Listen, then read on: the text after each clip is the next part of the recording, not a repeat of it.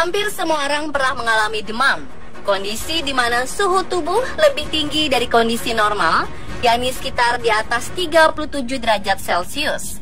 Demam bisa menimpa siapa saja dan bisa disebabkan oleh banyak faktor, termasuk flu atau infeksi. Pada dasarnya, demam merupakan bagian dari respon tubuh dalam mengatasi penyakit. Demam bisa juga merupakan indikasi seseorang mengidap penyakit tertentu. Ada beberapa jenis penyakit yang biasanya diawali dengan gejala demam.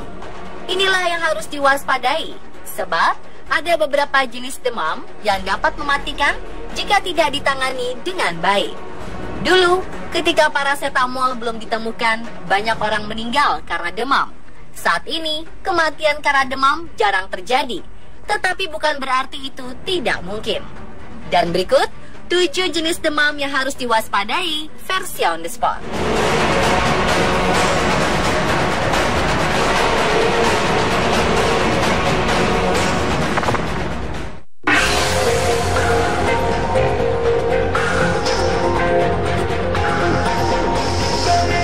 Yang pertama ada demam viral. Demam viral merupakan sebuah demam yang muncul akibat dari infeksi virus. Ketika tubuh terinfeksi organisme berbahaya, dalam hal ini patogen virus, suhu di dalam tubuh akan meningkat dalam upaya membakar dan menghancurkan virus. Demam juga membantu memperlambat enzim tertentu dalam tubuh yang tanpa disadari, hal ini membantu virus berkembang biak. Infeksi virus biasanya akan pergi sendiri dalam 3 hingga 10 hari.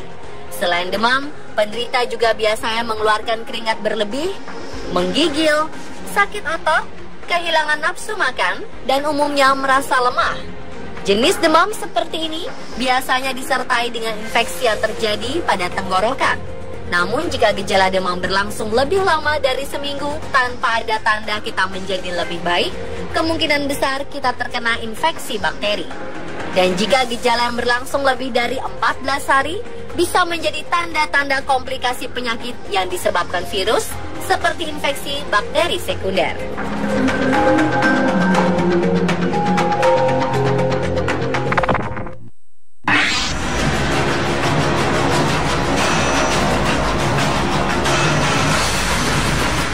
Berikutnya ada demam berdarah atau demam berdarah dengue alias DBD.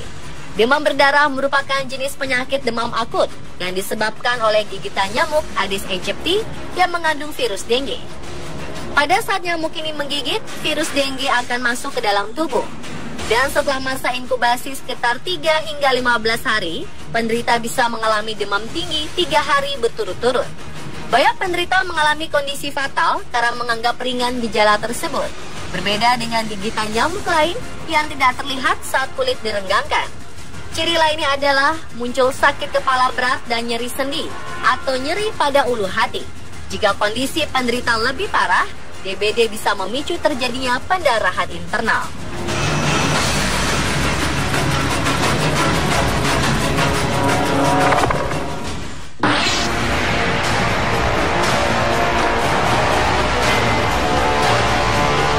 Demam lainnya diakibatkan oleh gigitan nyamuk adalah malaria. Tepatnya gigitan nyamuk Anopheles betina yang sudah terinfeksi oleh parasit protozoa dari genus Plasmodium. Demam ini perlu diwaspadai karena sangat berbahaya. Gejala malaria biasanya akan muncul antara 1-2 minggu setelah tubuh terinfeksi. Penderita malaria biasanya akan mengalami demam cukup tinggi. Selain demam, gejala lain yang dialami penderita malaria adalah berkeringat, menggigil atau kedinginan, muntah-muntah, sakit kepala, diare, dan nyeri otot. Di Indonesia, terjadi sekitar 400.000 kasus positif malaria setiap tahunnya. Dari semua kasus yang terjadi, 4.000 kasus mengalami komplikasi hingga berujung pada kematian. Sekitar 1 dari 4 kasus malaria yang terjadi menyerang anak-anak.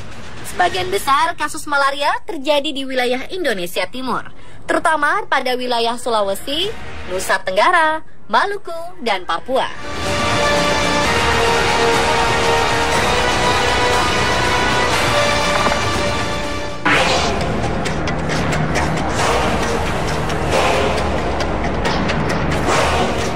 Aedes aegypti. Nyamuk ternyata tak hanya membawa virus dengue penyebab demam berdarah saja. Aedes aegypti juga membawa virus Zika, penyebab penyakit Zika atau demam Zika. Virus Zika pertama kali ditemukan pada seekor monyet rhesus di hutan Zika, Uganda pada 1947. Virus Zika menjadi penyebab endemis dan mulai menyebar keluar Afrika dan Asia pada 2007 di wilayah Pasifik Selatan. Pada Mei 2015, virus ini kembali merebak di Brazil. Penyebaran virus ini terus terjadi pada Januari 2016 di Amerika Utara, Amerika Selatan, Karibia, Afrika, dan Samoa. Di Indonesia sendiri telah ditemukan virus Zika di Jambi pada tahun 2015. Gejala demam yang dialami oleh penderita penyakit Zika biasanya disertai konjungtivitas atau mata merah, sakit kepala, nyeri sendi, dan ruam di beberapa bagian tubuh.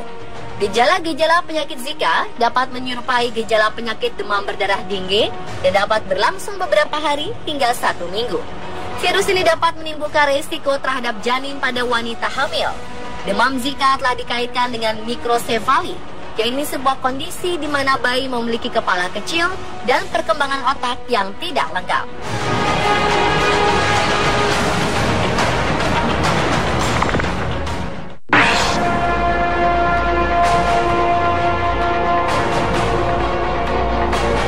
Penderita tifus biasanya mengalami demam yang diakibatkan oleh adanya infeksi di dalam perut. Bakteri jenis ini dapat membuat seseorang terkena demam tinggi, khususnya pada sore dan malam hari, lalu akan turun pada pagi hari. Siklus ini terjadi terus-menerus. Demam ini juga disertai dengan munculnya sakit kepala, badan lemas, nafsu makan berkurang, rasa sakit di bagian perut, dan perubahan pola BAB seperti sembelit atau diare yang cukup parah. Penyakit tifus, typhus, atau demam typhoid menjadi salah satu masalah serius bagi kesehatan masyarakat di negara-negara berkembang seperti Indonesia. Tifus merupakan penyakit infeksi akut usus halus yang disebabkan bakteri Salmonella typhi. Virus ini masuk melalui makanan atau minuman yang tercemar. Penyakit tifus yang tidak tertangani dengan baik atau baru diketahui dalam keadaan parah dapat menimbulkan komplikasi yang cukup berbahaya baik di usus maupun di organ selain usus. Misalnya terjadi pendarahan usus atau bahkan usus yang berlubang.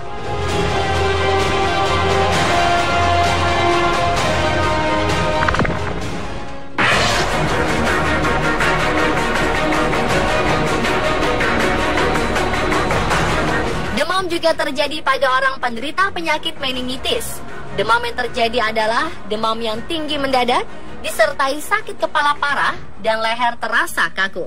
Selain itu juga muncul rasa mual atau ingin muntah, kebingungan atau kesulitan berkonsentrasi, kejang, kantuk atau kesulitan bangun, peka terhadap cahaya, dan nafsu minum dan makan yang berkurang. Penyakit ini sempat booming beberapa tahun lalu karena menimpa salah satu komedian tanah air, Olga Syahputra. Meningitis adalah infeksi pada meninges atau selaput pelindung yang menyelimuti otak dan saraf tulang belakang. Ketika meradang, meninges membengkak karena infeksi yang terjadi. Pada beberapa kasus, hal ini bisa berakibat pada kerusakan sistem saraf dan otak. Meningitis dapat berkembang sebagai respon terhadap sejumlah penyebab, biasanya bakteri atau virus. Tetapi meningitis juga bisa disebabkan oleh cedera fisik, kanker, atau obat-obatan tertentu.